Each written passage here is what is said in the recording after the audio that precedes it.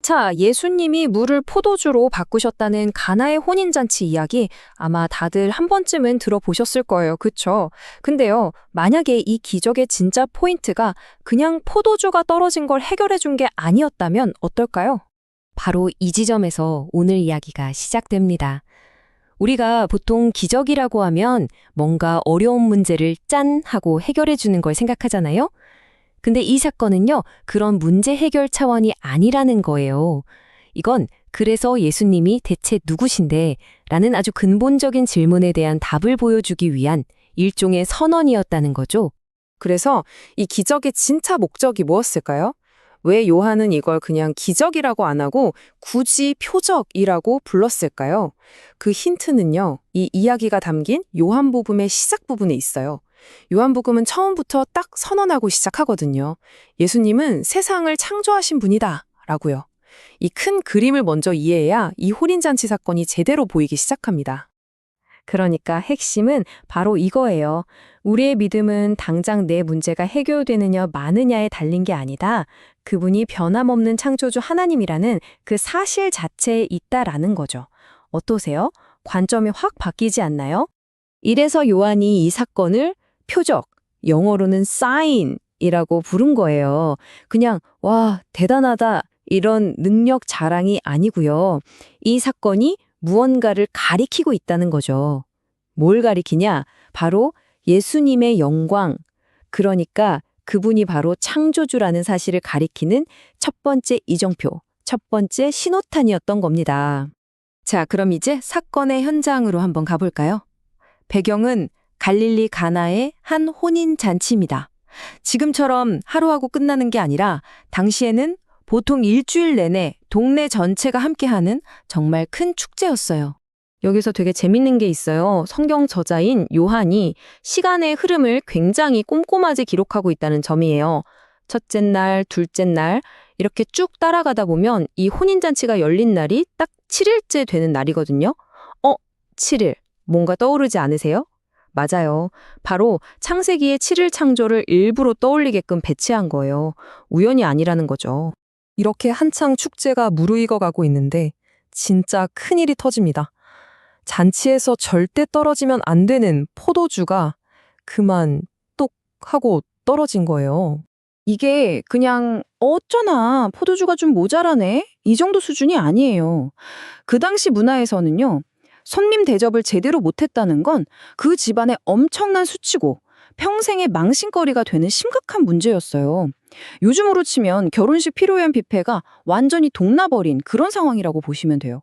정말 아찔하죠. 이 다급한 상황을 본 예수님의 어머니 마리아가 아들에게 도움을 청하는데요. 여기서부터 우리가 듣기엔 좀 갸우뚱할 만한 수수께끼 같은 대화가 오고 갑니다. 마리아가 포도주가 떨어졌다고 하니까 예수님이 여자여, 그게 나와 무슨 상관이 있습니까? 내 때가 아직 오지 않았습니다. 라고 대답하세요. 와, 여자여라니요? 아니, 엄마한테 어떻게 저런 말을 하지? 좀 차갑고 무례하게 들릴 수 있죠.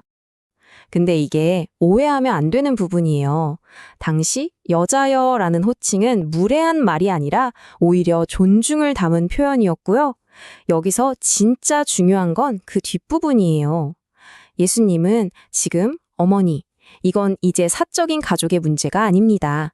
저의 공적인 사역은 인간적인 필요나 긴급함이 아니라 오직 하나님의 시간표에 따라 움직이는 겁니다. 라고 선을 딱 그으시는 거예요.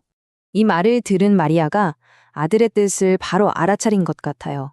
그래서 하인들에게 이렇게 말하죠. 저분이 무슨 말씀을 하시던지 그냥 그대로 하세요. 자, 이제 드디어 기적의 순간으로 넘어가 보겠습니다. 기적이 일어나는 과정 한번 보세요. 정말 놀랄 만큼 간단해요. 먼저 유대인들이 정결 예식에 쓰던 커다란 돌 항아리 6개에 물을 가득 채우게 하시고요. 그 다음에 뭐 특별한 거 없어요. 그냥 하인들한테 이제 그 물을 떠서 연회장에게 갖다 줘라. 이게 다예요. 무슨 주문을 외우거나 손짓을 하거나 이런 게 전혀 없죠. 하인들이 떠다 준 물을 맛본 연회장은 깜짝 놀랍니다. 최고의 포도주였거든요. 자, 여기서 우리가 절대 놓치면 안 되는 포인트가 나옵니다. 이건 그냥 물에 포도 맛을 첨가한 수준이 아니에요. 아예 다른 물질이 된 거잖아요. H2O의 분자 구조를 와인의 폭잡한 유기화합물 구조로 완전히 바꿔버린 거예요. 이건 마술쇼가 아니라 말 그대로 창조 행위인 거죠. 그리고 이런 일은 오직 창조주만이 하실 수 있는 일입니다. 바로 여기에서 이 물리적인 기적이 영적인 진리와 딱 연결되는 거예요. 성경에 이런 구절이 있잖아요.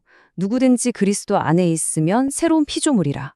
물을 완전히 새로운 포도주로 만드신 그 창조주만이 우리 한 사람 한 사람을 완전히 새로운 존재, 새로운 피조물로 만드실 수 있다는 거 보여주는 아주 강력한 표적이었던 겁니다. 그래서 이 사건은 그냥 잔치 분위기 살려준 해프닝으로 끝나는 게 아니에요. 혼인잔치라는 이 배경 자체가 굉장히 상징적이거든요. 이 첫 번째 표적을 통해서 이제 기쁨과 풍성함이 가득한 새로운 시대가 시작되었다는 걸 선포하는 거죠. 한번 정리해 볼까요? 결핍이 풍성함으로 바뀌고 낡고 형식적인 시대가 새로운 기쁨의 시대로 전환되는 순간이에요. 인간의 수치심이 하나님의 영광으로 바뀌는 순간이죠. 이걸 바로 곁에서 지켜본 제자들. 그들은 그냥 스승님이 포도주 문제를 해결해 주셨네. 이게 아니라 그 너머에 있는 창조주의 영광을 본 거예요.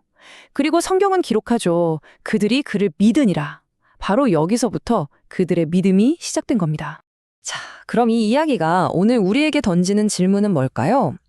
만약 우리가 믿는 믿음의 대상이 내 문제를 해결해주는 문제 해결사가 아니라 나라는 존재 자체를 새롭게 만드시는 창조주라는 사실을 진짜 믿는다면 과연 우리 삶에서 무엇이 달라질까요? 이 질문을 한번 곱씹어 보시면 좋겠습니다.